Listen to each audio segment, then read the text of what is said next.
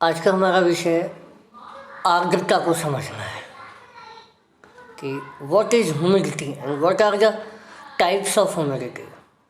तो आर्द्रता वायुमंडल का एक बहुत अहम कारक है जो वायुमंडल में सभी प्रकार की स्थिरता और अस्थिरता को जन्म देता है।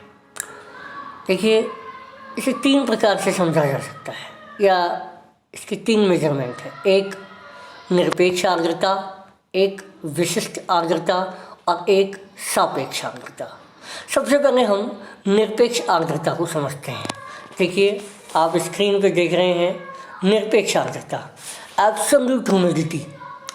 किसी दिए गए आयतन की वायु में जलवाष्प की मात्रा, आयतन यानी लंबाई गुना चौड़ाई गुना ऊंचाई। जैसे मैं यूँ कह दूँ कि एक कमरे में चाहे कितनी वायु हो, इस एक कमरे की वायु के अंदर जलवाष्प की मात्रा, यानी कि एक कमरे में सपोज 5 ग्राम जलवाष्प है, तो 5 ग्राम, और कमरा है 10 बाई 10 बाई 10 का, तो ये इसका मात्रक हो गया कि 5 ग्राम प्रति घन 10 फीट, जो भी है, तो इस तरीके से बनेगा। फिलहाल इसका मात्रक होगा, वैसे इसका मात्रक होता है वो फीट में नहीं होता है, इसका मात्रक होता है ग्राम प्रति घन मीटर में। और क्योंकि वायु का जो प्रसार एवं संकुचन है वो इसे प्रभावित करेगा, क्योंकि जब बात आयतन की हो रही है तो प्रसार और संकुचन इसे प्रभावित करेगा। और वायु के प्रसार में ये निरपेक्ष आर्द्रता घटती है और वायु के संकुचन में ये निरपेक्ष आर्द्रता बढ़ जाती है। एक होता है विशिष्ट आर्द्रता।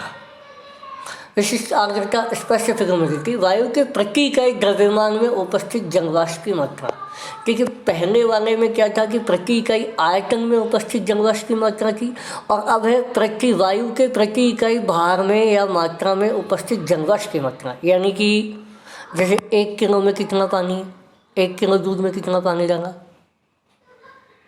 सपोज 1 किलो दूध में आपने पाव भर पानी डाला, तो ये 250 ग्राम प्रति किलोग्राम, ये क्या हो गया, विशिष्ट आर्द्रता। और एक मैंने थोड़ी देर पहले क्या बोला था कि 1 ड्रम दूध में एक बार 5 किलो पानी। अब ड्रम आ गया, ड्रम क्या है, आयतन, उसमें 5 किलोग्राम पानी, ये दोनों में फ़र्क है। तो इसका मात्रक होता है ग्राम प्रति किलोग्राम। विशिष्ट आर्द्रता और वायुदाब में विपरीत संबंध होता है, यानी कि वायुदाब बढ़ेगा तो विशिष्ट आर्द्रता घटेगी, और वायुदाब घटेगा तो विशिष्ट आर्द्रता बढ़ेगी। लेकिन वायु के प्रसार और संकुचन से इस पर कोई फर्क नहीं पड़ता है, क्योंकि यहाँ आयतन से कोई लेना देना ही नहीं, यहाँ भार से लेना देना है, इसलिए यहाँ वायु के प्रसार और संकुचन का आर्द्रता पर कोई फर्क नहीं पड़ेगा।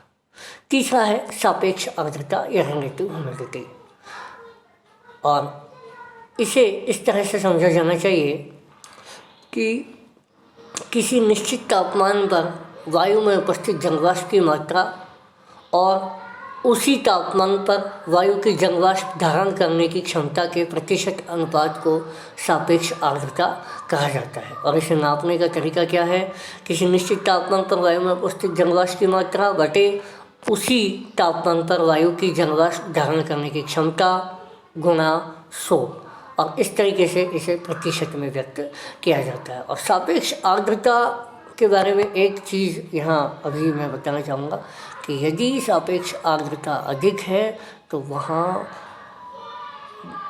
संघनन की संभावना बहुत अधिक होती है। आज सिर्फ इतना ही।